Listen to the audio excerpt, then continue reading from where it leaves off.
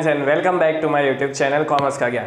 आज हम लोग कंटिन्यू करेंगे क्लास 12 पार्टनरशिप फंडामेंटल्स और आज का जो हमारा टॉपिक है that is related to past adjustments. ठीक है, आगे के वीडियो में आप लोगों ने देखा होगा कि हम लोगों ने profit and loss appropriation account वाला देखा था, जिसमें हम लोगों ने एडजस्टमेंट्स भी इंक्लूड किए, इंटरेस्ट ऑन कैपिटल और इंटरेस्ट ऑन ड्राइंग्स को लेकर। ठीक है, वो वीडियो बहुत ही ज़्यादा इंपॉर्टेंट है because profit and loss appropriation वाला क्वेश्चन काफ़ी टाइम से सीबीएसई पूछ रहा है। ठीक है, और उसी केस में और एक क्वेश्चन जो काफ़ी बार रिपीटेडली पास्ट एग्जाम्स में आप लोग देखेंगे that is related to past adjustment. ठीक है, सो पास्ट एडजस्टमेंट्स नाम से ही पता चल रहा है कि भाई जो पास्ट में गलतियां हुई थी, राइट, अब उसको हमें सुधारना है। क्लियर? अब गलतियां क्या हो सकती है? बेसिकली जो पास्ट एडजस्टमेंट्स होते हैं that is done after preparation of financial statements. ठीक है, जो भी फाइनल अकाउंट्स हमने प्रिपेयर किए उसके बाद पता चलता है यार ये तो हमने इफेक्ट दिया ही नहीं। ठीक है, और इसके लिए हम लोग क्या करते हैं, एडजस्टमेंट टेबल प्रिपेयर करते हैं। क्लियर? एग्जांपल्स बहुत ही सिंपल है, इसमें जो कैटेगरीज ऑफ क्वेश्चंस है वो भी बहुत लिमिटेड है। सो प्लीज़ मेक श्योर ये वीडियो आप लोग अंत तक देखेगा। ठीक है, बिकॉज कि छोटा सा टॉपिक है लेकिन इंपॉर्टेंट टॉपिक है और 4 to 6 मार्क्स का क्वेश्चन आप लोग एग्जाम में एक्सपेक्ट कर सकते हैं और काफ़ी बार आया भी है। ठीक है, चलिए स्टार्ट करते हैं। सो बेसिकली पास्ट एडजस्टमेंट में हमें क्या करना है, एडजस्टमेंट टेबल सबसे पहले प्रिपेयर करना है, एडजस्टमेंट टेबल। अब पास्ट एडजस्टमेंट में होता क्या है, कौन सी गलतियां हो सकती है जिसको भाई हमें सुधारनी है, राइट? इतनी बड़ी जिम्मेदारी हमें दी है कि भाई अब ये गलतियां को हमें सुधारना है। तो सबसे पहला IOC, ठीक है, और दूसरा IOD, interest on capital and interest on drawings. इन दोनों में क्या गलती किया, ओमिटेड। ठीक है, इसको कंसिडर ही नहीं। तो हमें क्या करना पड़ेगा, जो भी एडजस्टमेंट टेबल हम लोग प्रिपेयर करते हैं अब हमें इंटरेस्ट ऑन कैपिटल प्रोवाइड करना पड़ेगा या तो इंटरेस्ट ऑन ड्राइंग्स प्रोवाइड करना पड़ेगा because it was already omitted. तो हमें क्या करना है, फिर से उसको कंसिडर करना है। और क्या गलती हो सकती है, IOC एंड IOD के रिलेटेड। ठीक है, रेट में क्या हो जाएगा, जो रेट है इंटरेस्ट ऑन कैपिटल और इंटरेस्ट ऑन ड्राइंग्स उसमें भी काफ़ी बार गलती होती है। क्या होगा, या तो हायर रेट चार्ज किया होगा या तो लोअर रेट चार्ज किया होगा।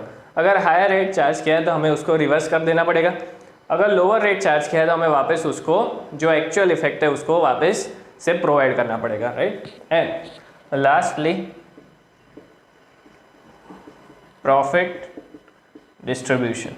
प्रॉफिट डिस्ट्रीब्यूशन में क्या गलती होगी, रॉन्ग रेशियो। क्या हो जाएगा, रॉन्ग रेशियो। गलती से भाई लेट्स से 4:3:1 रेशियो था और हमने 3:2:1 रेशियो में डिवाइड कर दिया, राइट? सो किसी एक पार्टनर को तो कम पैसे मिलने वाले। ठीक है, तो इस रेशियो को हमें क्या है, सुधारना है। So this are some of the you can say जो भी आपके एडजस्टमेंट्स है, ठीक है, पास्ट एडजस्टमेंट्स है, ये इसी तरह से आएंगे। ठीक है, तो जैसे कि मैंने बोला था कि भाई जो क्वेश्चन है वो काफ़ी लिमिटेड है, उसके जो टाइप्स है वो भी बहुत ही लिमिटेड है। ये 4 टाइप्स है कि जिसमें से बेसिकली कोई भी परमिटेशन कॉम्बिनेशन वाला एग्जाम्पल आप लोग एक्सपेक्ट कर सकते हैं। ठीक है, सो जल्दी से एग्जाम्पल से स्टार्ट करते हैं।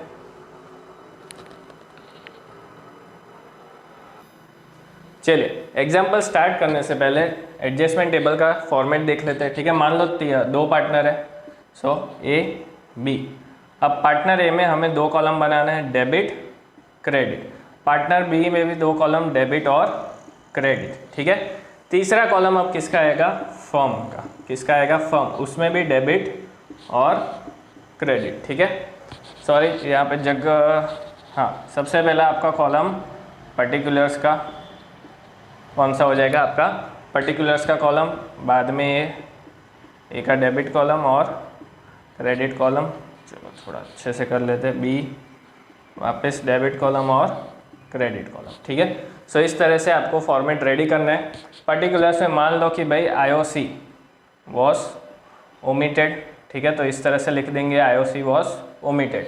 इंटरेस्ट ऑन कैपिटल, अब इसके लिए जो आपके बेसिक फंडामेंटल्स है जो हमने आगे के वीडियोस में डिस्कस किए वो आपको अच्छे से पता होना चाहिए। जैसे कि इंटरेस्ट ऑन कैपिटल दिया ही नहीं है, ठीक है, तो अब सिंपल है, A और B को हमें इंटरेस्ट ऑन कैपिटल देना पड़ेगा। लेकिन इंटरेस्ट ऑन कैपिटल A और B तो पार्टनर्स है, पार्टनर्स के लिए इंटरेस्ट ऑन कैपिटल क्या होता है, इनकम होती है, और इनकम क्या होता है, क्रेडिट होता है। So let's say for example 500 rupees interest on capital है A का, तो A के कौन से कॉलम में लिखा, क्रेडिट कॉलम में। ठीक है, B को भी 500 देना है तो B को भी क्रेडिट कॉलम में लिखेंगे। अब फर्म में भी तो कोई इफेक्ट देनी पड़ेगी, तो फर्म के लिए इंटरेस्ट ऑन कैपिटल क्या है, एक्सपेंस है, बिकॉज फर्म को तो पार्टनर्स को देना पड़ेगा, ठीक है। एक्सपेंसेस आर ऑलवेज डेबिटेड, तो 500 ए का डेबिट होगा, 500 बी का डेबिट होगा, मतलब कि फर्म में कितना डेबिट होगा, 1000 रुपीज़। सो इस तरह से आपको हर एक ट्रांजेक्शन का डेबिट क्रेडिट कॉलम में पार्टनर्स में इफेक्ट देना है और फर्म में इफेक्ट देना है, ठीक है। चलो इसको और सिंप्लीफाई करते हैं।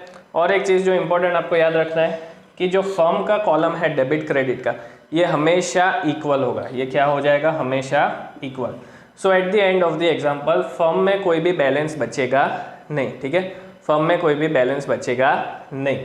फिर आपको क्या करना है, डेबिट क्रेडिट का टोटल करना है हर एक चीज़ में, ठीक है।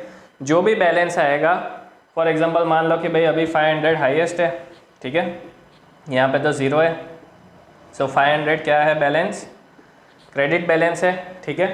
लेट्स से और कोई एंट्री भी पेंडिंग है, यहाँ पे भी 500 है। मान लो कि भाई बी को जो है इंटरेस्ट ऑन ड्राइंग्स भी देना था, इंटरेस्ट ऑन ड्राइंग्स, ठीक है। अब इंटरेस्ट ऑन ड्राइंग्स पार्टनर के लिए क्या होता है, एक्सपेंस होता है, तो पार्टनर्स को क्या करेंगे, डेबिट करेंगे। मान लो उसको भाई 200 डेबिट कर दिया, ठीक है। सो उसका बैलेंस कितना हो रहा है, 300 हो रहा है, ठीक है। कितना हो रहा है, 300। लेट्स से ये 300 भी क्या हो जाएगा, क्रेडिट बैलेंस हो जाएगा। और ये जो 200 है ये हमें फॉर्म में क्या करना पड़ेगा, क्रेडिट साइड पे लिखना पड़ेगा, ठीक है। सो इस तरह से जो भी एग्जांपल्स होंगे वो आपको डेबिट क्रेडिट कॉलम में लिखना है। फर्म में भी डेबिट और क्रेडिट लिखेंगे, फिर लास्ट में टोटल करेंगे और बैलेंस निकालेंगे। जो भी बैलेंस आता है, मान लो भाई फॉर एग्जांपल हाइपोथेटिकल एग्जांपल दे रहा हूँ, मान लो यहाँ पे 300 डेबिट आ रहा है, ठीक है, यहाँ पे 300 डेबिट आ रहा है मान लेते हैं, ठीक है। सो अब हम लोग एडजस्टमेंट, अब हमें ये तो पता चल जाएगा भाई हमने एडजस्टमेंट टेबल प्रिपेयर कर लिया, ठीक है, जो गलतियाँ थी वो भी सुधार ली, लेकिन अब उसको करेक्ट कैसे करेंगे, ठीक है। उसके लिए हम लोग क्या करते हैं, एडजस्टमेंट एंट्री पास करेंगे। क्या करेंगे, एडजस्टमेंट एंट्री पास करेंगे, ठीक है। बहुत ही सिंपल है एंट्री पास करना, कोई क्रेम करने की ज़रूरत नहीं पड़ेगी, ठीक है, सिंपल है। जिसका डेबिट बैलेंस आता है उसको डेबिट करना है, जिसका क्रेडिट आता है उसको क्रेडिट करना है। So A's capital account debit, ठीक है। करंट अकाउंट हो तो करंट अकाउंट लिखेंगे, to B's capital account, clear. So इस तरह से ये एडजस्टमेंट टेबल का हमने फॉर्मेट देखा। और बैलेंसिंग करना है, बैलेंसिंग के बाद जिसको भी डेबिट बैलेंस आता है उसको डेबिट लिखेंगे, क्रेडिट आता है उसको क्रेडिट लिखेंगे। याद रखना है फर्म में कोई भी बैलेंस नहीं बचेगा, वो हमेशा इक्वल हो जाएगा। डेबिट क्रेडिट टोटल फर्म में हमेशा क्या हो जाएगा, इक्वल हो जाएगा, ठीक है। सो जो भी पार्टनर्स है उनको ही डेबिट क्रेडिट करना है। और दूसरी बात, डेबिट क्रेडिट का जो अमाउंट है दैट इज ऑलवेज इक्वल, ठीक है। सो अगर 3 पार्टनर्स है, शायद 2 पार्टनर्स को डेबिट कर रहे हैं, 1 पार्टनर को क्रेडिट कर रहे हैं, सो डेबिट क्रेडिट का टोटल क्या होगा, हमेशा इक्वल होगा, ठीक है। तो इस तरह से हम लोग एडजस्टमेंट टेबल प्रिपेयर करते हैं। चलिए इसके एग्जांपल्स भी देख लेते हैं। चलिए अब एग्जांपल स्टार्ट करते हैं। ये जो है एग्जांपल है आपका, ये CBSE 2017 का क्वेश्चन है, ठीक है। चलिए, P&Q were partners in a firm sharing profits equally. अब जो प्रॉफिट डिस्ट्रीब्यूशन है, 2 ही पार्टनर है P और Q, और इसलिए मैंने 2 ही कॉलम प्रिपेयर किया, P&Q। सो पर्टिकुलर्स P का अकाउंट, Q का अकाउंट और फर्म का, ठीक है। Their fixed capital were 1,50,000 respectively. Fixed capital बोला है इसलिए मैंने यहाँ पे करंट अकाउंट लिखा है। ये ध्यान रखना कि आप लोग ऐसा सोचेंगे सर ऐसे ही करंट अकाउंट लिख दिया, ठीक है, नहीं।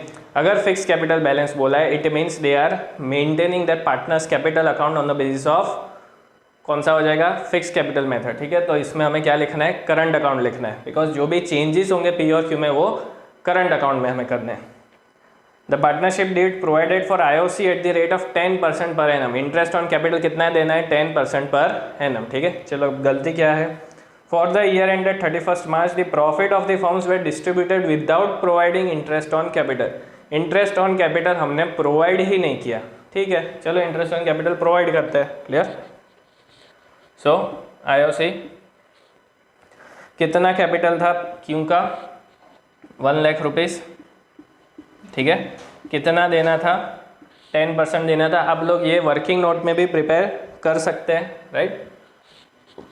इससे पहले डेबिट क्रेडिट, Q में भी डेबिट और क्रेडिट, फर्म में भी डेबिट और क्रेडिट, ठीक है।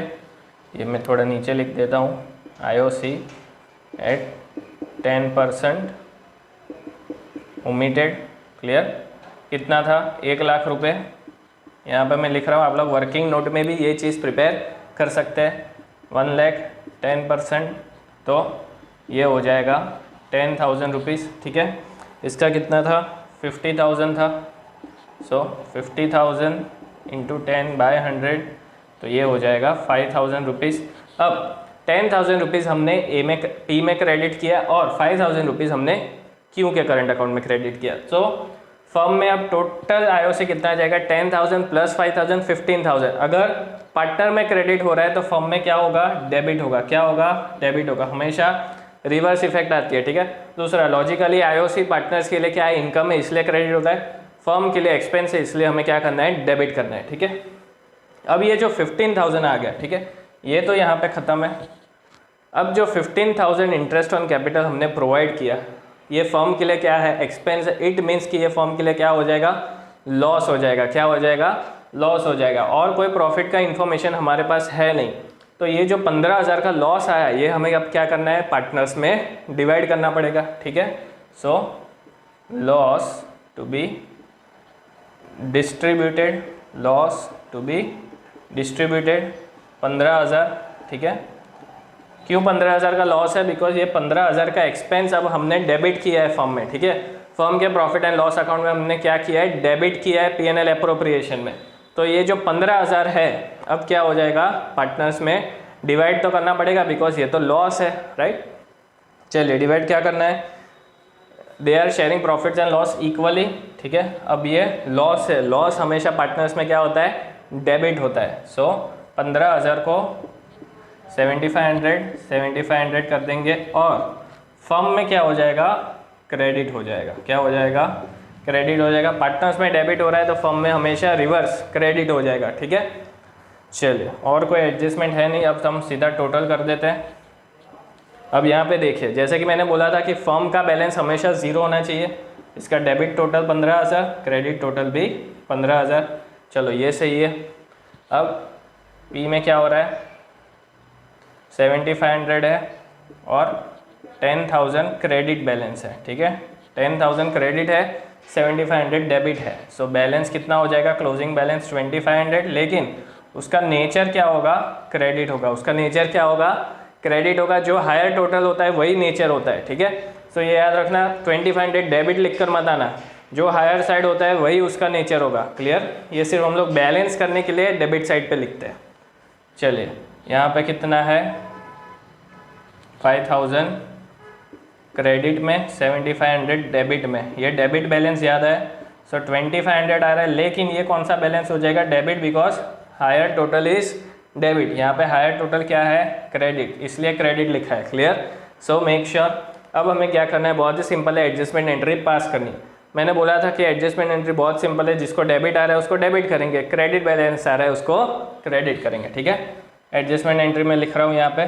सो Q's current account debit to P's current account, amount दोनों में इक्वली है, 2,500। सो इस तरह से आपको एडजस्टमेंट टेबल का एग्जाम्पल 4 to 6 मार्क्स में आ सकता है, जो बहुत ही ईजी है। ठीक है। और इस तरह से आपको सॉल्व करना है। आप लोग ये एग्जाम्पल नोट कर सकते हैं।